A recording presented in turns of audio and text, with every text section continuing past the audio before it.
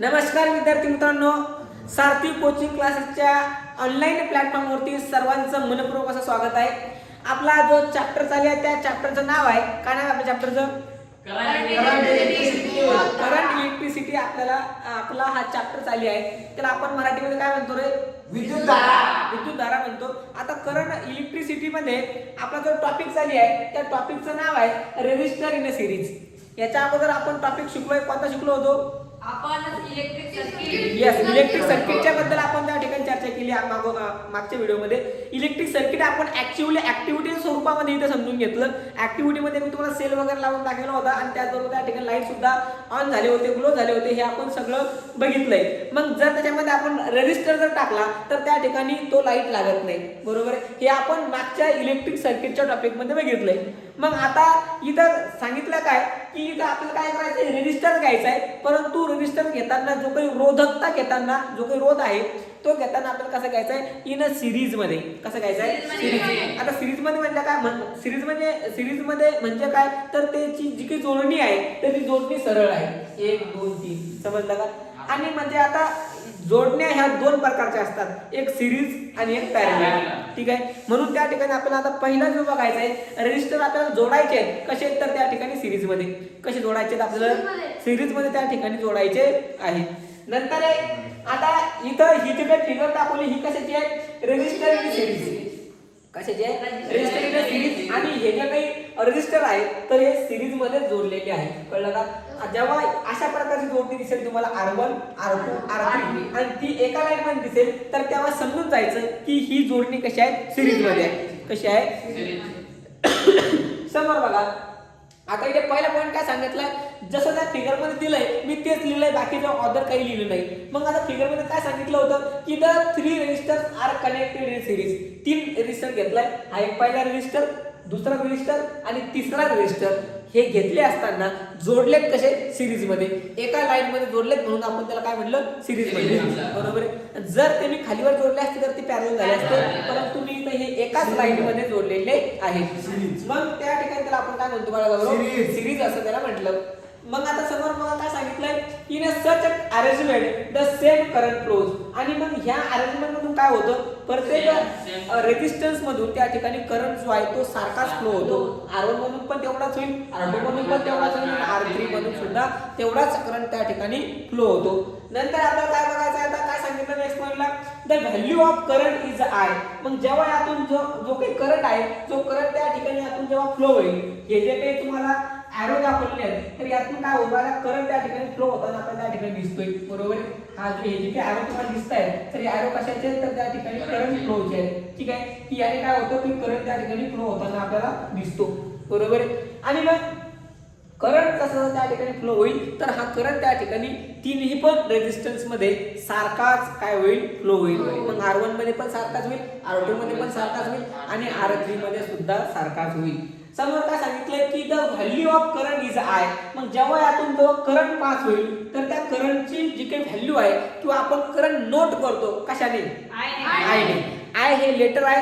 I ह्या लेटरने आपण काय नोट करतो? करंट नोट करतो. आणि म्हणून इथं जे काही करंटची जी काही व्हॅल्यू आहे ती आपल्याला काय घ्यायची आहे? Iच घ्यायची आहे. आणि म्हणून मी इथं काय केलंय की the value of current is काय घेतली? I घेतली आहे. बरोबर आहे. नंतर आणि पोटॅन्शियल डिफरन्स, याच्यातला जो काही त्या ठिकाणी पोटॅन्शियल डिफरन्स आहे तर तो पोटॅन्शियल डिफरन्स आपल्याला त्या ठिकाणी घ्यायचा आहे. C आणि D मधला तो V आहे. मग आता बघा, हा जो काही C पॉइंट आहे आणि हा जो काही D पॉइंट आहे, तर हेच का पॉइंट घेतले, कारण इथं आपण जे काही सिरीज आपण जे काही रेझिस्टर्स आहे रेझिस्टर तर ते त्या ह्या जोडणीने जोडलेले आहेत, म्हणजे वरच्या ताराला जोडलेले आहेत, म्हणून आपण त्या ठिकाणी तेच पॉइंट घेतले. बरोबर. दुसरा आपला पॉइंट त्या ठिकाणी घेता गेले असते, परंतु जिथे आपण जोडलेले आहेत तेच आपल्याला त्या ठिकाणी घ्यायचे, कारण त्याच्यावरच आपल्याला खाली काय करायचंय, तर त्या ठिकाणी रेझिस्टर इन सिरीजचे इक्वेशन त्या ठिकाणी तयार करायचं आहे. मग आता समोर बघा की हा C आणि हा जो काही D पॉइंट आहे तर ह्या दोन्ही पॉइंटच्या मध्ये त्या ठिकाणी जे काही रेझिस्टर्स आहेत तर ते जोडलेले आहेत कसे? सिरीज मध्ये. ठीक आहे. मग आता सिरीज मध्ये जोडले असताना मग हा जो काही सिरीज हे जो काही पॉइंट आहे तर हा नेमका लाईन सुरू होते इथनं आणि एंड कुठे होते? इथपर्यंत. ठीक आहे. म्हणून जो काही पॉइंट सांगितलाय तर ह्या रेझिस्टर मधला म्हणजे इथून चालू होणार इथपर्यंत, नंतर त्या ठिकाणी एंड कुठे होणार आहे तर त्या ठिकाणी हा पूर्ण सर्किट असा इथून चालू होईल तर असा होईल आणि इथं एंड होईल. परंतु आपल्याला काय करायचं की ह्या 2 पॉईंट मधल्या त्या ठिकाणी काय घ्यायचंय, रेजिस्टन्स घ्यायचा आहे किंवा त्या ठिकाणी पोटॅशियल डिफरन्स त्याच पॉईंट मधला घ्यायचा आहे. म्हणून मग मी तुम्हाला ते दाखवलं पहिले.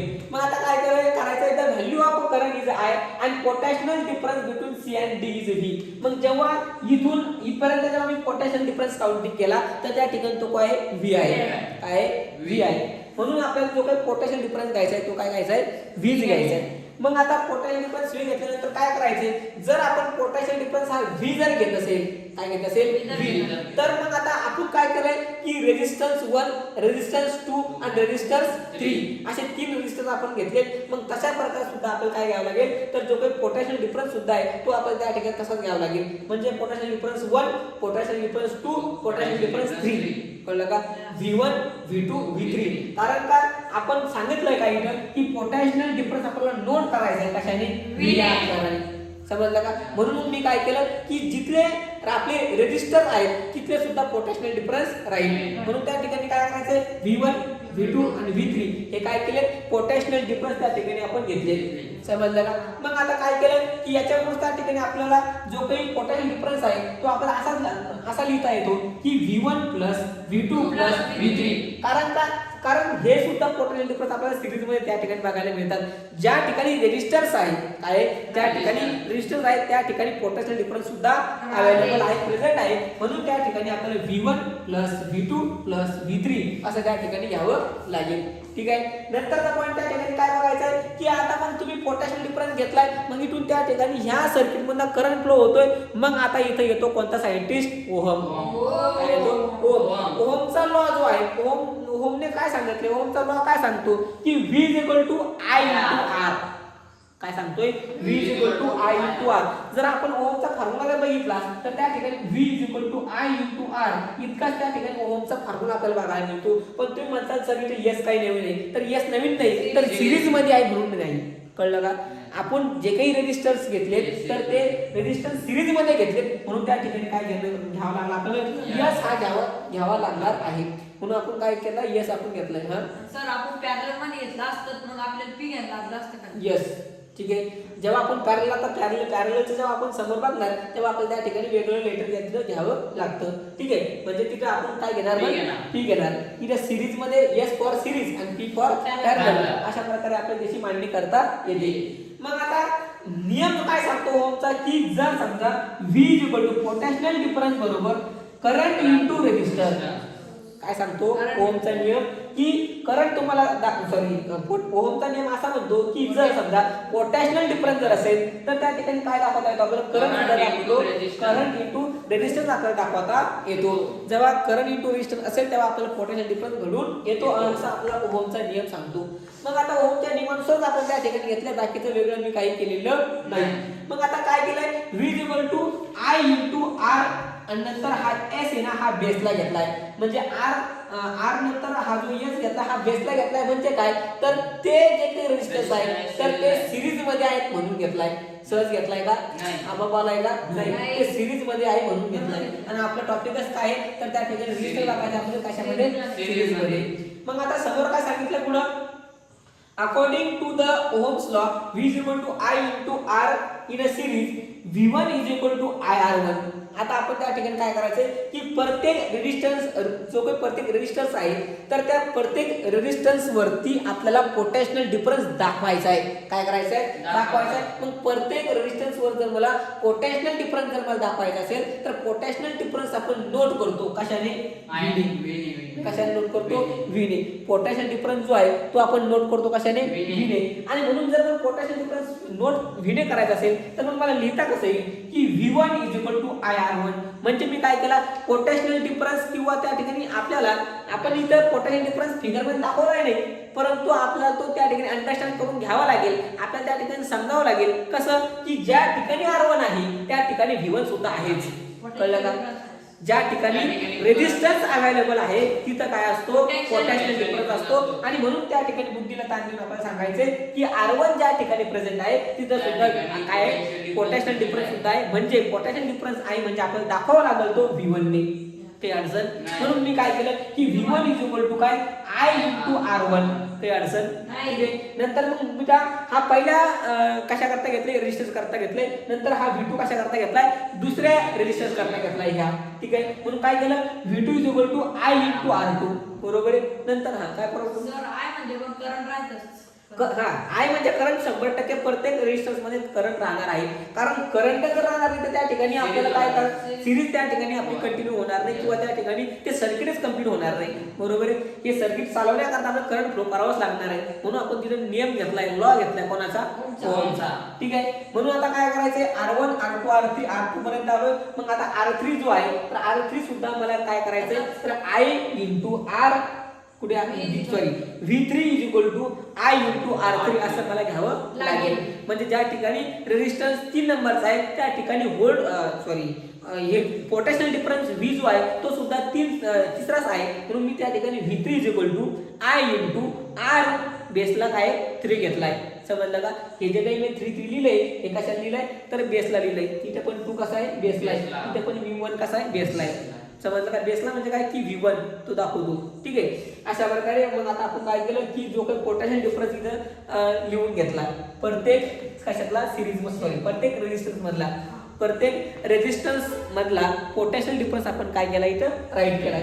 मग आता पुढे काय करायचंय की पुढे काय सांगितलंय I into R into S. कारण काय घेतलंय आता, हे जे काही त्या ठिकाणी जे सर्किट आपल्याला दिसतंय किंवा याच्यातून जेव्हा जो काही करंट फ्लो होणार आहे तो सिरीज होणार आहे. म्हणून आपण काय केलं I into R into S घेतलाय, बरोबर आहे. जो काही करंट फ्लो होणार आहे तर तो कसा होणार आहे, सिरीज होणार आहे. म्हणून त्या ठिकाणी प्रत्येक रेजिस्टन्स मधला जो करंट आहे जर तो सिरीजने जर फ्लो होत असेल तर मला असं लिहिता येईल, कसं की I into R into S, म्हणजे सॉरी I इंटू R जो आहे R च्या बेसला काय घेतलाय, S घेतलाय सिरीज मध्ये. मग is equal to IR1 plus IR2 plus IR3. हे कशावर घेतलंय तर इथूनच IR1 plus IR2 plus IR3. काही अडचण नाही. समोर काय केलंय मग बघा. आता आपण इथे पुढे सांगू शकतो की हे जे काही सगळे रेजिस्टन्स आहेत तर हे कशात, सिरीज मध्ये आहेत. म्हणून त्या ठिकाणी मी काय केलं इथं I जे आहे तर ते त्या ठिकाणी कट केला किंवा त्या ठिकाणी तो लिहिलाच नाही, बरोबर आहे. मग काय केलं इथं उरला काय, फक्त आपल्याकडं RS इन सिरीज मध्ये. मग त्या ठिकाणी R1 plus R2 plus R3.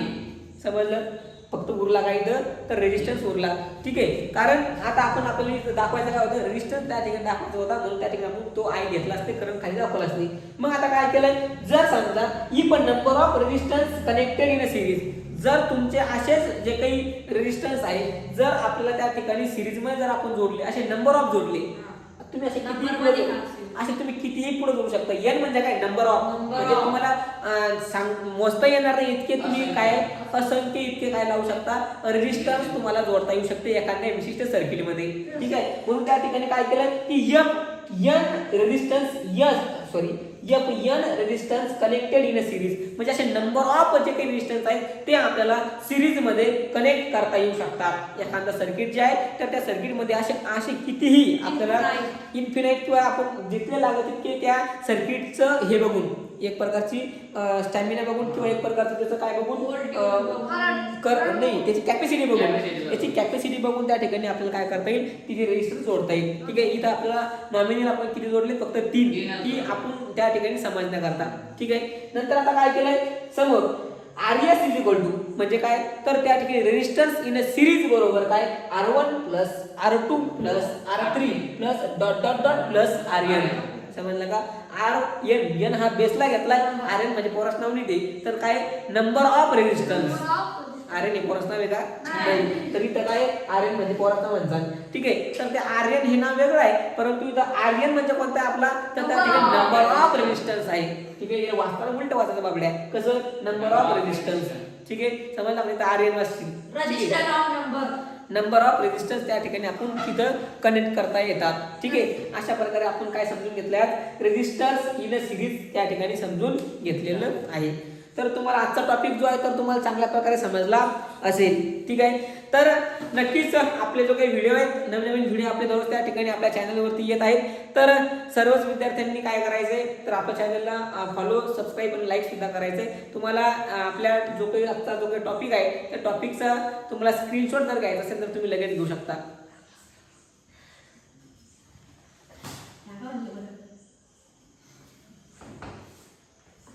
तर चालेल विद्यार्थी मित्रांनो, तुम्ही स्क्रीनशॉट काढला असेल तर भेटूया समोरच्या नेक्स्ट व्हिडिओमध्ये. तुर्तास धन्यवाद.